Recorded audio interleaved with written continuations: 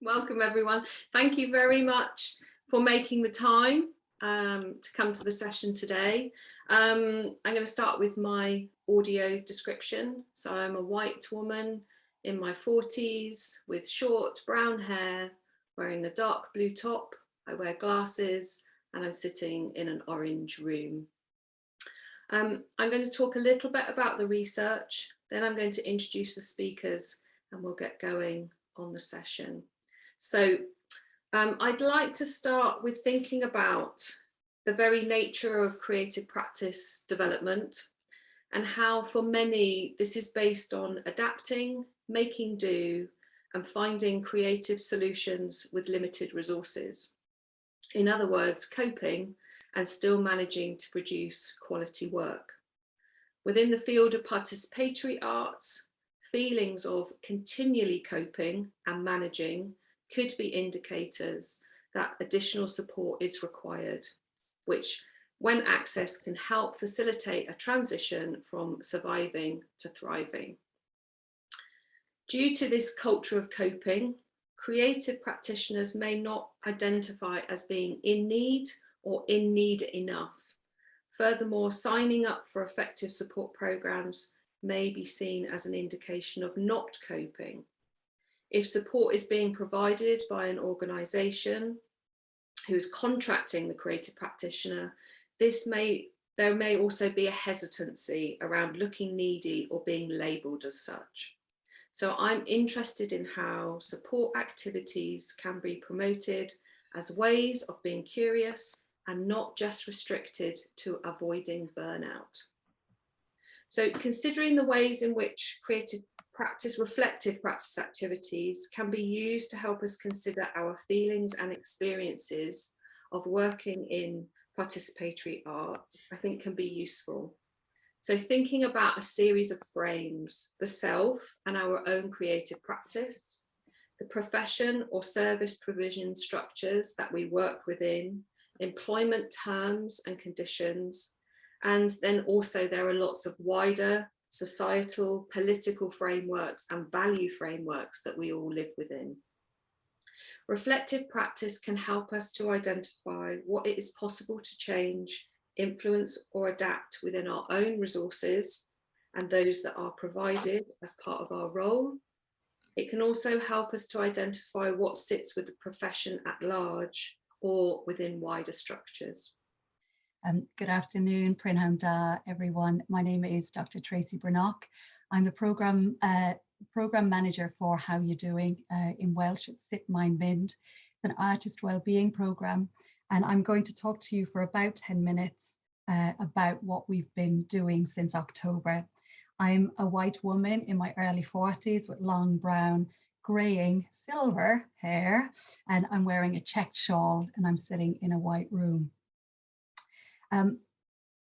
In my part-time, I wear lots of different hats, and in some of my part-time roles, I do some well-being or transformational coaching, and I've been watching some YouTube videos, kind of inspirational videos recently, and I keep getting ads for the big American guy called Tony Robbins, and he starts off this presentation going, "How are you?" You know, shaking in his hands, and then he says, "That must be the most challenging question that we could ask each other in the last 2 years."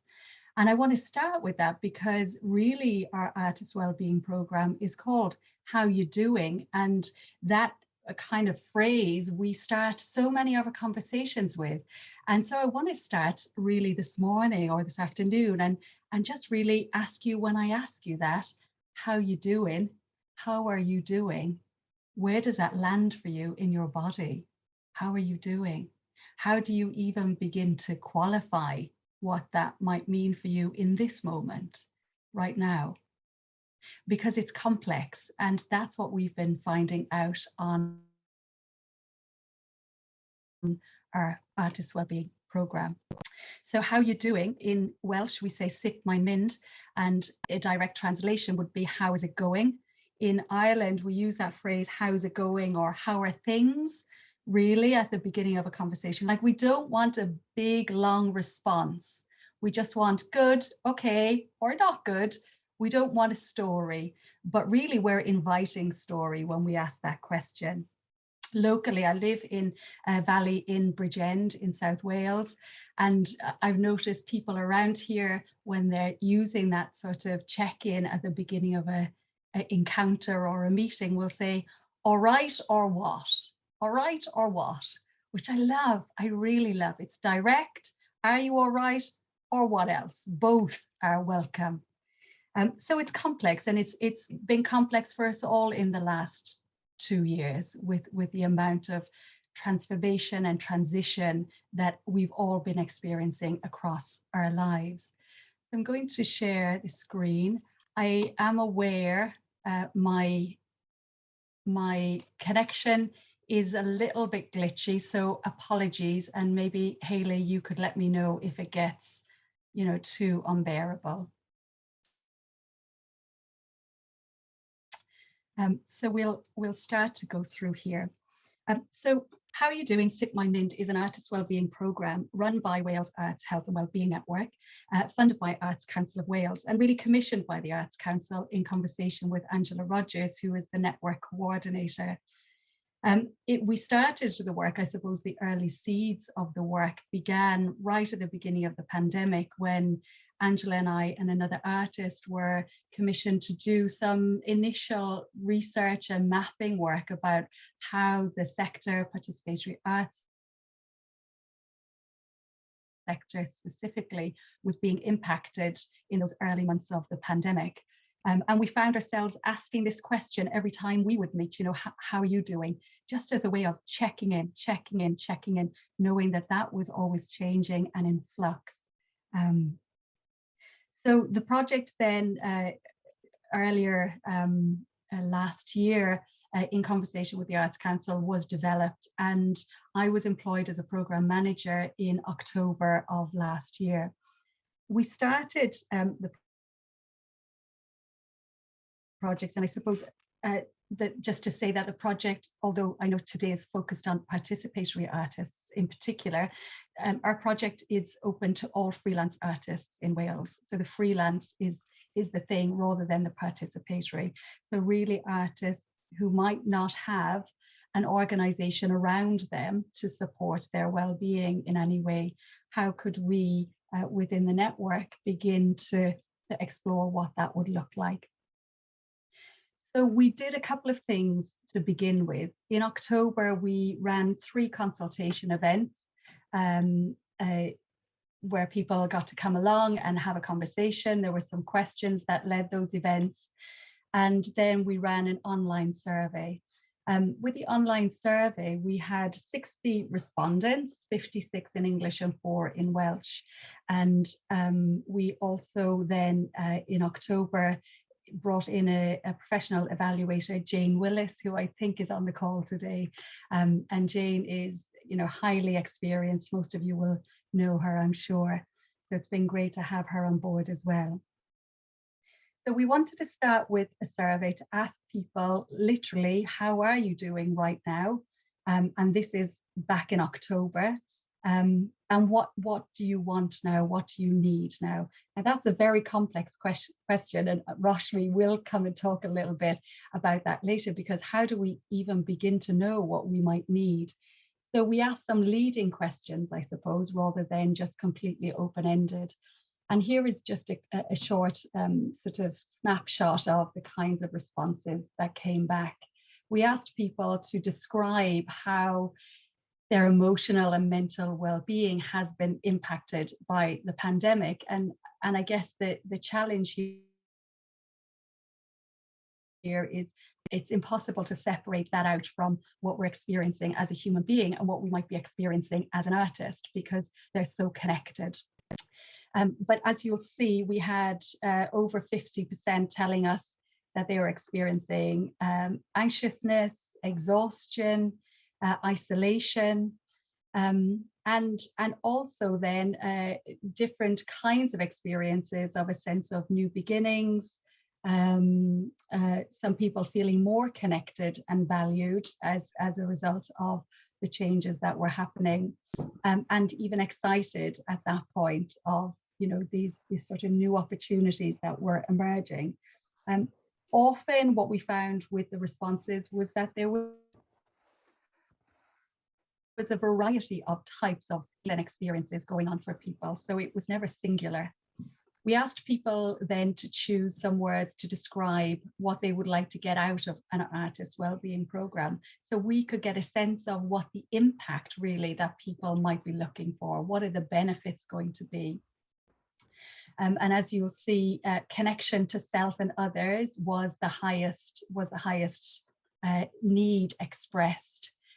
Inspiration, networking, all of the things in a way that have been taken away when we became more isolated in our kind of home-based Zoom worlds in that first 18 months.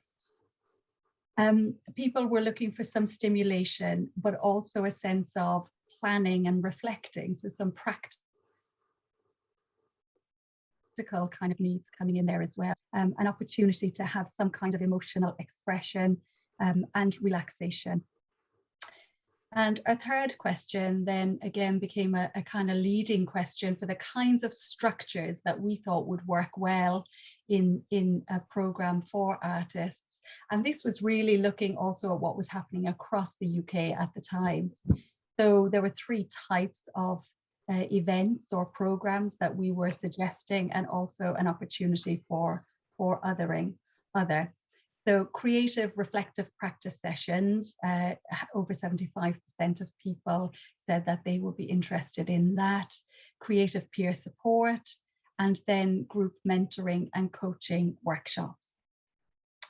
So once we had that information, we in November put a program together pretty quickly, and the plan was always that it would be an iterative program, that in a sense, whatever we develop between November and our program ends in April of this year. So really, it's just going to be an initial run through of the kinds of events and the kinds of wellbeing activities that artists might like to take part in. So we came up with 3 strands. Our first strand was called Share in Cymraeg, that's Rhannu. And this was really focusing on those outcomes that people wanted to network, to be inspired, to connect with others. So we had 2 strands of this. We started some weekly online creative peer support sessions with 2 artists. And we ran a series of these before Christmas and a series of these in January. And before Christmas, these were 1-hour sessions. People would just book in on a weekly basis. There was no signing up for a series. And when they happened, they were very impactful. So the initial feedback that we gathered from them was that they were really meaningful to people. Not only just, I mean, in a 1-hour session, on a minimal level, I'm expecting that we can change state. We can arrive feeling one way and leave feeling another way, in the same way that we might do in a yoga session or a meditation workshop.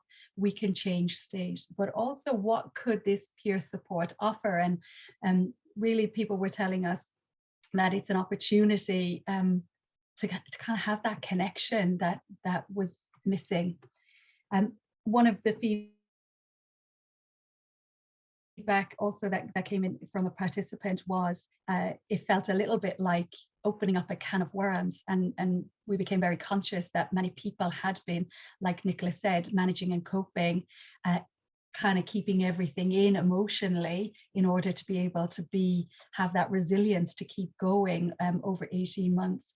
And for many, this was the first opportunity or the first time that they were at the edges of being able to open up to some of the experiences that they've been having.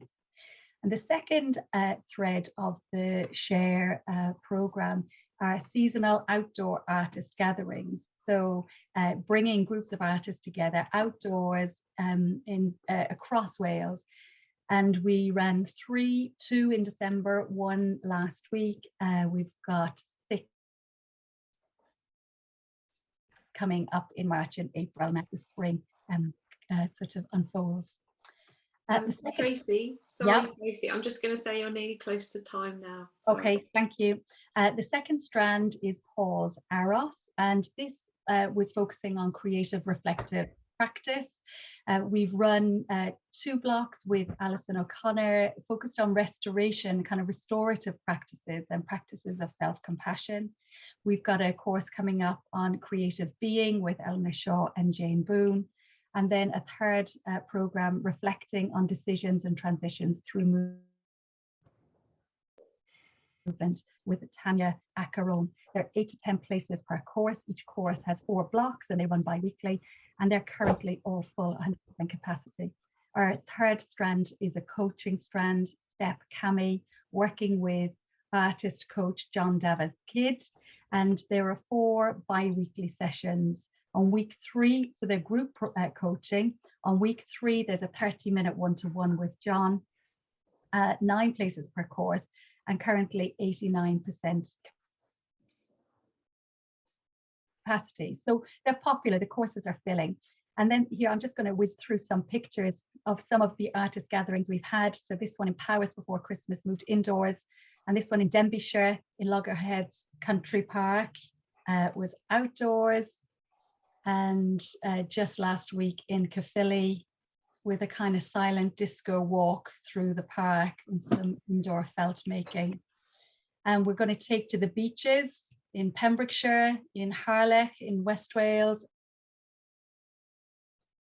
and also in Llanelli down in Carmarthenshire. And perhaps I'll just finish with this slide, Nicola, which is I'm really curious where our evaluation, our feedback is coming in, and we'll know more in May when those reports are drawn. But I'm still curious about who are the people who are taking part in the programme. And I've seen a lot of people sharing the programme and not necessarily including themselves in it. So it's not for me, which you've mentioned right at the beginning. So I'm sure it will come up in conversation. So that's a kind of whiz through. Please feel free to get in touch if you have any specific information or ask questions in the chat. Thank you. Brilliant. Thank you, Tracy. And lovely to see those images of the actual activities and people being together outside. I'm going to pass on to Alistair straight away. Alistair, over to you. Hello. Yeah, I'm Alistair. I'm a middle-aged white man with not much hair, a grey beard. I'm wearing glasses and a pink shirt, and I'm in front of a defocused background, which I don't know, you might be able to work out what it is. It's a lot of plants. So I'm going to share the screen with you. I hope you like tables and charts. There's more of them following on from Tracy's presentation. Yeah, so this is me, Alistair, and that's my website. I'm an artist and writer and researcher in the arts. And for at least the past 10 years, I've also been an activist for artists' livelihoods and sustainable careers for artists, and basically artists getting paid for the work they do, with some success. And also it's kind of driven, I'm as an artist myself, it's kind of driven by a lot of the things I talk about. It's driven by this thing. The word this is, for those who can't see it, there's a cartoon of Fred from Scooby-Doo unmasking the villain of the week, and the villain saying artists make better work if they're suffering, and he pulls the mask off and underneath it says capitalism. So the word I've used here is artist, but any workers are like this. The promise is held out to us that if we work hard, play by the rules, do what we should, we will be rewarded, and that is patently not the case, particularly so for artists. So yeah, some of the other work I did, as well as kind of working generally for kind of artists' livelihoods over the past kind of decade or so, I've also worked increasingly with disabled artists as a producer and facilitator and researcher. I worked for a while with Unlimited, the national funder for disabled artists, and then subsequently for We Shall Not Be Removed, which is the campaign for a sustainable recovery for the arts post-COVID. So this is from We Shall Not Be Removed's website, which is, I can't read it myself because my own face is in the way. There's a metaphor in there somewhere. We Shall Not Be Removed is an intersectional UK disability arts alliance formed as an emergency response to the pandemic. We Shall Not Be Removed is a forum to advocate, campaign and support deaf, those with deaf people, those with learning difficulties or disabilities, neurodivergent and disabled creative practitioners and organisations through and after COVID. So they engaged me to survey as many of their members as possible, which includes disability arts organisations, individual practitioners, producers, probably similar cross sections of the kind of people who are here today.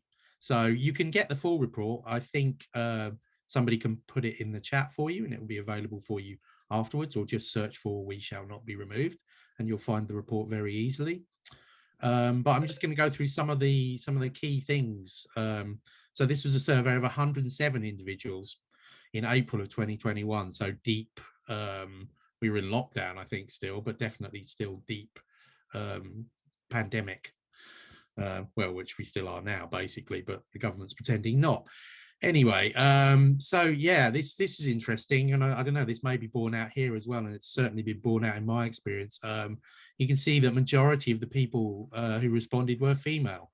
I feel like this is probably quite a female space. So this is interesting and crosses the arts I teach as well, and my students are mostly female too. So this is interesting that people who identify as male are not present or not taking part in the conversation. I think they are present, they just don't take part in these conversations. So that's interesting to me. Okay, disability we're talking about here. So yeah, over half just straight up said that they identified as disabled. But there were other people that said they identified as having a fifth, that is identified as having a long-term health condition.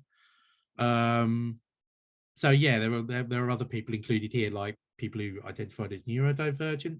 So this is interesting as well. When we talk about disabled people, probably many of us here know this already, but I think in general awareness, there's an idea that disabled is a person in a wheelchair. Of course, there are invisible disabilities. I've been working a lot in kind of mental health and mental illness issues, which is something that's very close to my heart and very close to my brain, because I have myself had experience of depression for my whole adult life. Is it possible for you to slow down, please? Is it one Oh yes, of course. I'm sorry. Oh, refusing. Thank you. Yeah. It's all right, the caption's caught up, so but I will speak more slowly. And tell me again if I speed up. So yeah, barriers as a result of coming from a low income background. Nearly half of the respondents said that they had experienced barriers as a result of coming from a working class or low income background. However, my kind of correlation of my other research, my other questions, shows that this doesn't match up with about the quarter of respondents who identified themselves as being from the socioeconomic background which represents being working class or from a low income background. So it appears that there are probably like about a quarter of these respondents are effectively kind of downclassing themselves, i.e. they're more middle class than they think they are, or they identify more strongly with kind of a low income background than their actual income background represents, which again, I'm not going to kind of speculate on that, but I thought it was an interesting thing to pull out, especially as being an artist is traditionally regarded as very middle class. Can you please slow down? Please slow down. Sorry. There we are, the captions have caught up. Yeah, a third of the respondents said they were currently precariously employed or on 0 hours contracts. So these are artists, freelancers, producers. This is the thing that was shocking, but also I had already uncovered in research for Unlimited. A third of the respondents said that they had experienced homelessness. So 1/3 of artists, producers, people working in the arts generally had experienced homelessness, as I have myself. So, and I'm not aware of this being uncovered in any other research, although I've duplicated it in 2 separate pieces of research. So yeah, only 7% of the respondents had a full-time salaried job, and only 3% of the respondents said that they earned more than 50% of their income from their creative practice. So yeah, there's some nuance here, which I don't really have time to go into, but yeah, a maximum of 25% of all the respondents were basically working and earning a significant living, shall we say, from their artistic practice. Yeah, this is about people kind of continuing to make their work during the pandemic. About a fifth said they were working the same way as before. About a fifth said they were taking on less work. Again, there's an interesting sort of anomaly here in that I uncovered a lot, and other work I've done as well as uncovered this, that there's a large number of people who identify as artists, but never make any work, never show anywhere. If you say, when was the last time you made any artwork? They'll say, when I was a student, or 20 years ago, or 40 years ago. So this is an interesting thing in terms of researching and surveying people who identify as artists. It's a thing that quite a significant number of people identify as, even though they don't practice. Are you worried about having to leave the creative industries as an employee, freelancer, or practitioner? Nearly 2/3, 59%, possibly or definitely worried that they would have to leave the sector due to a lack of work available to them. Yeah, and the top concerns about engaging in culture in person, again, as an artist, practitioner, or audience member. Overall, 82% of all respondents were concerned about access for disabled people in general. 69% health and safety issues, i.e. in the places they would be going to, and 42% about their own access requirements being met. And there were a few others. So there's things like COVID passports, which have just become completely moot now because the government's abolished all measures to control the virus. Yeah, and there were a few other reported concerns here, which I won't go into too much, but the things to do with chronic illness, lack of money, the cost of cultural activities being out of the loop, ageism, tokenistic representation of disabled people, more normative or conservative funding and employment opportunities going forward after the pandemic. Yeah, and that's the end. That's me, Alistair, alistairgentry.net. And just since I've got a minute or two left, I think, I think the thing that one of the things that came out of this was, if you look at weshallnotberemoved.com, you will see that we came up with 7 principles for inclusive practice, but for organizations and everyone going forward, which you can check out. One of them is one of the things that still isn't being observed, which is basic observance of the Disability Act, meaning that the disabled people get equal access and reasonable adjustments are made in order for them to take part fully in cultural activities, employment, and every other aspect of life. Many arts organisations are still struggling or not bothering to engage with that. There are others. There is some hope in that these principles have been signed up to by some large organisations, such as the Arts Council of England and Wales and Scotland. But again, many of us here will know that their principles are sometimes more sort of honoured in theory than in practice, and sometimes they have the best will in the world and cannot fulfil their practice, fulfil their principles or live up to their principles because there are external forces working on them as well. So yeah, I will leave it there. I'd be really keen to take questions, and that will do. Thank you. Thank you very much, Alistair. And it's such an important piece of research to have undertaken and also to be disseminating far and wide, so that there is a really much better understanding of the challenges that people are facing. And I'm going to hand over to Roshmi. Thank you, Roshmi. My name is Roshmi Lovett. Currently, I'm wearing a navy top and a necklace. I'm a brown woman with black hair, and in my background is a wall hanging with some embroidered elephants. So I trained originally as an integrative arts psychotherapist, and within my psychotherapy practice, I hold imagery, symbol, metaphor, and imagination as central to the process of psychological transformation. And my interest and research is in the area of embodied trauma, and in particular, identity-based trauma. Previously, having worked in the field of arts and health for a little while, I found myself during the pandemic being drawn back into the world of arts and health, this time working from my perspective as a psychotherapist, working with arts practitioners who were being impacted at many levels by the particular challenges that the pandemic brought to the industry, and in particular to practitioners in the participatory arts.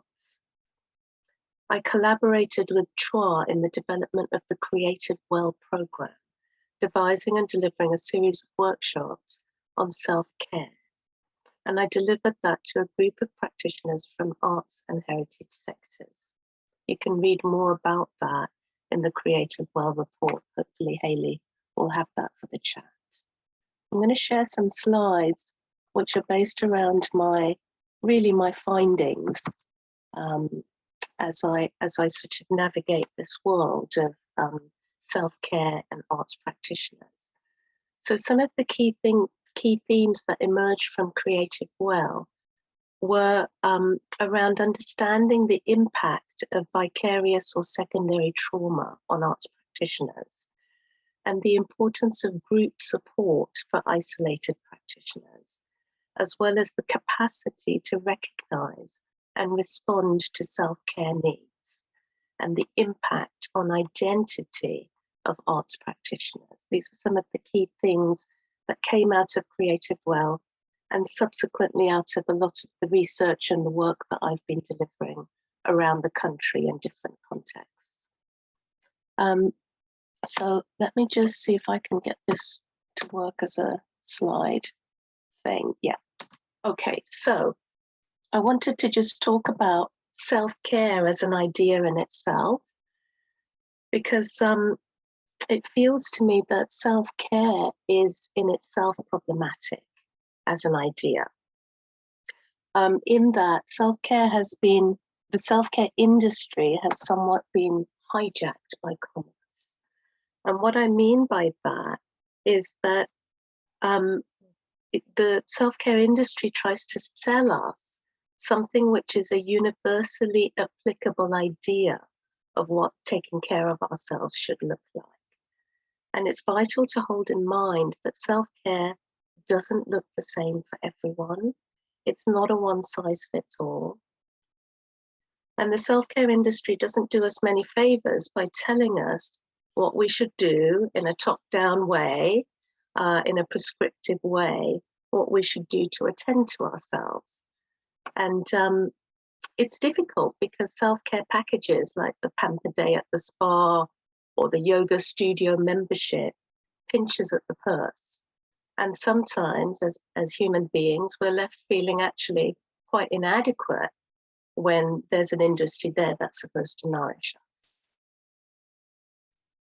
So in order to understand self-care and how it applies to us, we need to understand, first of all, the impact on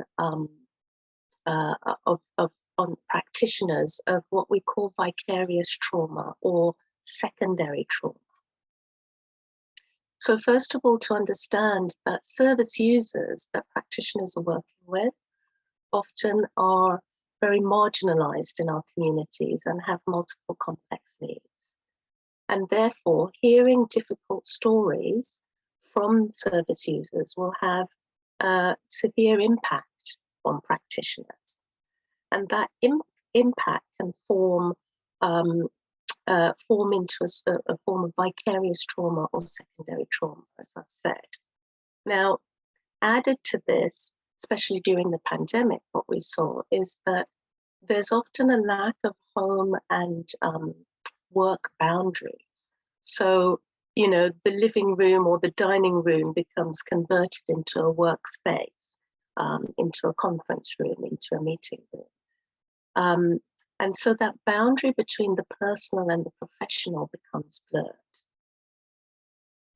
And I've found that in a lot of the workshops that that I facilitated, that practitioners talk about something of a myth. It's the myth of the untroubled practitioner. That somehow, because we're facilitators and artists, that we should have our lives sorted and that everything should be fine. And that is, of course, a myth, as we know. But when we're there to hold other people's process and experience in some sort of group facilitator capacity, it's very hard to actually attend to your own needs. And one of the things that my workshop participants have really found beneficial, the feedback shows that understanding of how secondary trauma works, what is it, why it impacts us, and how trauma is a whole body experience. It's not an event that happens outside of the body. It's a whole body experience.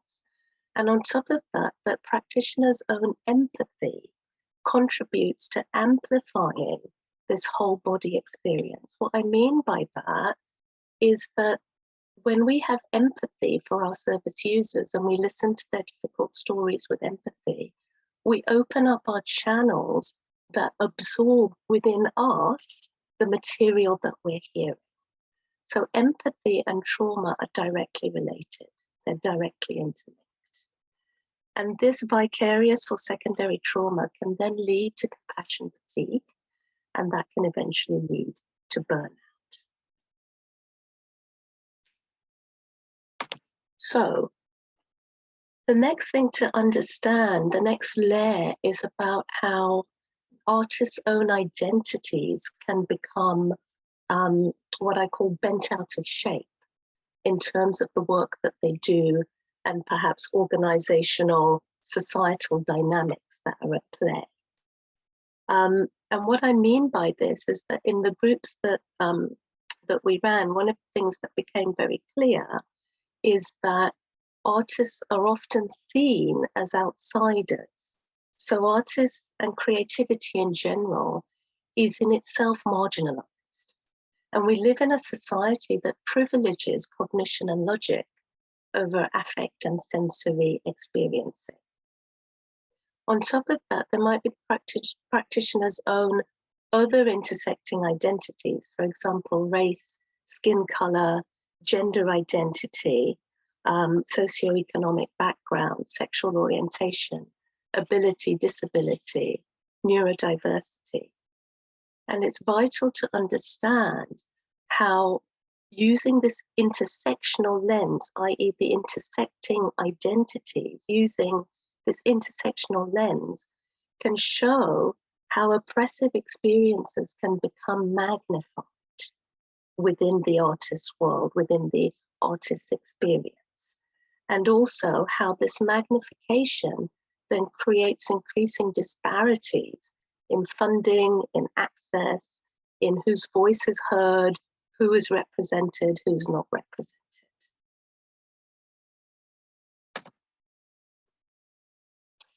So what do we mean by reflective practice? What do we mean by self-care? So one of the things that comes out of all the workshops I've facilitated is about how the group space, the shared space, is pivotal in the support and containment of practitioners.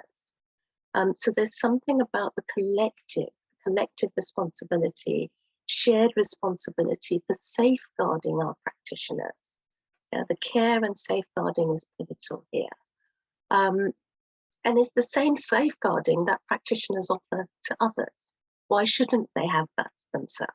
That's the question I would ask.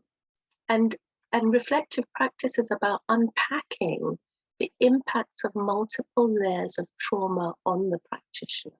So as I said earlier, the stories that they hear with empathy, the touch points of those stories in their own history, their own lived experience, and their own social identity characteristics, how all of that forms multiple layers of trauma within the practitioner, unpacking that and understanding how that trauma impacts them in their whole bodies.